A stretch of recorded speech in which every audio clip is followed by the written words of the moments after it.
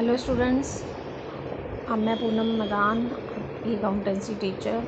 I hope you all are okay. और आप घर से बाहर बिल्कुल भी नहीं जा रहे होंगे। घर पे रहिए, सेफ़ रहिए, और अगर बहुत ज़रूरी हो तभी घर से बाहर जाइए, वो भी मास्क लगाकर। Okay students, today we will do the practical problem of chapter 2। Chapter 2 आपने DOE की क्लास की वीडियो भी देखी होगी, और चैप्टर 2 में मैंने आपको बताया कि बहुत इंपॉर्टेंट टर्म्स हैं जो आपको अच्छे से दो बार रीड करनी है और उसके बाद लर्न करना स्टार्ट करना है। बिकॉज़ ये सारी टर्म्स आपके पूरा अकाउंटेंसी सब्जेक्ट जब भी आप पढ़ेंगे किसी भी क्लास में, तो ये टर्म्स आपको ज़रूर पता होनी चाहिए। इन टर्म्स के बिना अकाउंटेंसी में आप ज़ीरो हो। अगर आपको ये टर्म्स नहीं पता तो आप अकाउंटेंसी नहीं कर सकते, इसलिए आपको ये टर्म्स अच्छे से समझनी है। तो अब देखते हैं आपको ये टर्म्स कितनी अच्छे से क्लियर हुई हैं। ये चेक करने के लिए ये प्रैक्टिकल प्रॉब्लम है आपके सामने। इसमें आपको दिया है question, mister Gopal started business for buying and selling of readymade garments with ₹8 lakh as an initial investment. Out of this, he paid 4 lakh for the purchase of garments and 50,000 for furniture and 50,000 for computer, and the remaining amount was deposited into the bank. He sold some of ladies and kids garments for ₹3 lakh for cash and some garments for ₹1,50,000 on credit to Mr. Rajesh.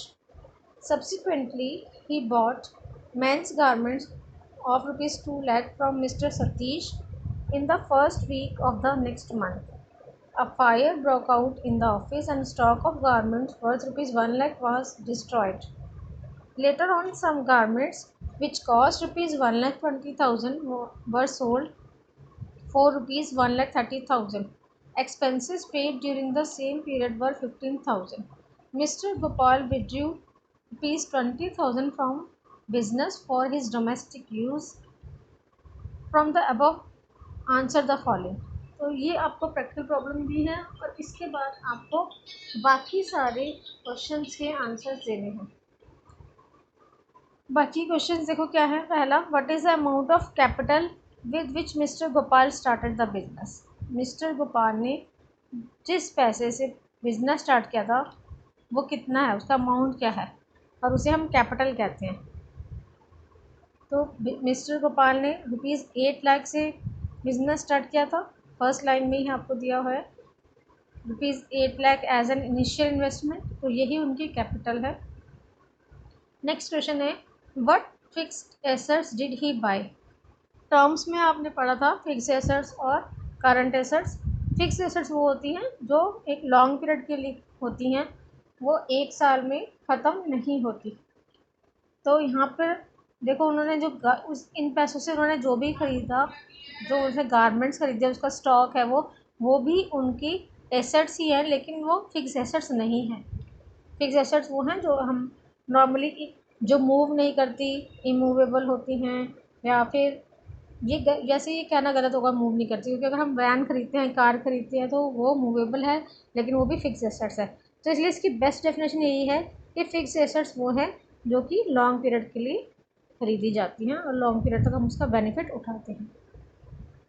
तो जो furniture और computer ख़रीदा है, तो ये है उनका fix assets. Furniture 50,000 का और कंप्यूटर भी 50,000 का, तो टोटल 1 लाख की फिक्स एसेट्स मिस्टर गोपाल ने परचेज़ की है। Question number 3, what is the value of the goods purchase.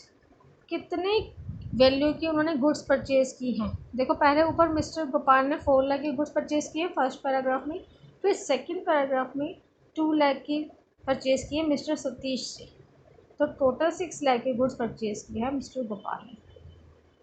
Next question, who is the creditor and state the amount payable to him. Creditor कौन है। बिजनेस में क्रेडिटर वो होता है जिसने हमसे पैसा, हमसे मतलब बिजनेस से, जिसने बिजनेस से पैसा लेना होता है। यहाँ पे बिजनेसमैन गोपाल है, तो गोपाल से जिसने पैसा लेना है वो गोपाल का क्रेडिटर है। तो गोपाल ने, यानी कि गोपाल ने जिससे उधार लिया है वो गोपाल का क्रेडिटर है, जिससे माल उधार लिया है। तो गोपाल ने माल उधार लिया है सतीश से, और कितने का माल लिया है, 2 लाख का। तो mister Satish is the creditor and the amount payable to him is ₹2 lakh. Let's come to the next question. Who is the debtor and what is the amount receivable from him? Debtor कौन है? अब debtor वो होता है business का जिसने business को पैसा देना होता है, यानी कि जिसने गोपाल को पैसा देना है, या हम दूसरी लैंग्वेज में कहें गोपाल ने जिससे लेना है, गोपाल ने जिससे पैसा लेना है वो डेटर, गोपाल ने जिसको देना है वो क्रेडिटर। तो गोपाल ने जिसको उधार माल बेचा होगा उसी से पैसा लेना होगा ना। तो गोपाल ने किसको उधार माल बेचा था? राजेश को। और कितने का? 1,50,000 का। तो राजेश डेटर है और उसका अमाउंट लेना है गोपाल ने उसे 1,50,000। Next question, what is the total amount of expenses? Expenses total कितने हुए हैं? अभी आपको बताया था एक्सपेंसेस सेकेंड पैराग्राफ की सेकेंड लास्ट लाइन में, expenses paid during the same period were ₹15,000। यहाँ भी हुए हैं इनके इस पीरियड में। और ऊपर टोटल कितने एक्सपेंसेस हुए हैं, टोटल कितना उन्होंने खर्च कर दिया अब तक, तो वो सारा कुल मिला के आप जब सब टोटल करेंगे कितना कितना काम खर्च किया, तो वो है टोटल 6,15,000। तो 6,15,000 टोटल एक्सपेंसेस हो जाएंगे। नेक्स्ट है, what is the amount of drying of mister Gopal? तो ड्राइंग जो टर्म है, ड्राइंग्स का मतलब होता है जो बिजनेसमैन या जो ऑनर है जो अपने पर्सनल यूज़ के लिए, बिजनेस के यूज़ के लिए नहीं, जो अपने पर्सनल घर के इस्तेमाल के लिए कुछ भी गुड्स बिजनेस में से ले जाता है, सामान ले जाता है अपने घर के इस्तेमाल के लिए या घर के इस्तेमाल के लिए अपने पर्सनल यूज़ के लिए पैसा निकालता है, हम बिजनेस में से विड्रॉ करता है, तो उसे हम ड्राइंग्स कहते हैं। वो गुड्स भी लेके जा सकता है, गुड्स मतलब जो माल वो बना रहा है वो माल भी लेके जा सकता है अपने पर्सनल यूज़ के लिए, और कैश भी लेके जा सकता है। तो ये कैश लेके जाए या माल लेके जाए उसे हम ड्राइंग्स कहते हैं। तो इस क्वेश्चन में कितना ड्राइंग्स का अमाउंट है? तो लास्ट लाइन में दिया था mister Gopal withdrew 20,000 from business for his domestic use. तो इट मीन्स मिस्टर गोपाल की ड्राइंग्स कितनी है? 20,000 रुपीज़। सो गाइज ये आपके क्वेश्चन से टोटल 7 क्वेश्चन है और बहुत ही ईजी क्वेश्चन है, लेकिन ईजी आपको तभी लगेंगे ये जब आपको टर्म्स अच्छे से क्लियर हो जाएंगी। कैपिटल क्या है, डेटर क्या है, क्रेडिटर क्या है, एसेट्स क्या है, लायबिलिटी क्या है। अभी यहाँ पे इसने किसी से लोन नहीं लिया है, मिस्टर राजेश ने, सॉरी मिस्टर गोपाल ने, इसने माल उधार लिया है। जब माल उधार लेते हैं तो जिससे माल उधार इसने लिया है वो क्रेडिटर है, जिसको इसने माल उधार दिया है गोपाल ने वो डेटर है।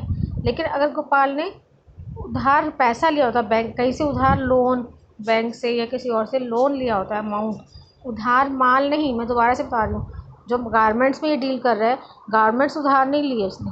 अगर उसने पैसा कहीं से उधार लिया होता, लोन जिसको कहते हैं हम, लोन उधार लिया होता, तो वो लोन जो है वो क्या होती? गोपाल की लाइबिलिटीज़। तो इस पैराग्राफ में आपको assets, fixed assets, capital, debtor, creditor, और जो क्रेडिटर्स हैं वो भी हमारी वैसे लाइबिलिटी ही है, ठीक है। और सारी टर्म्स आपके सामने क्लियर हो गई है, एक्सपेंसेस। ओके गाइस, दोबारा से आप इस क्वेश्चन को करना, जब तक आपको क्लियर ना हो 2-3 बार क्वेश्चन को रीड करना और फिर अपने आप से इनके आंसर देने की कोशिश करना। Okay, bye bye, stay home, stay safe.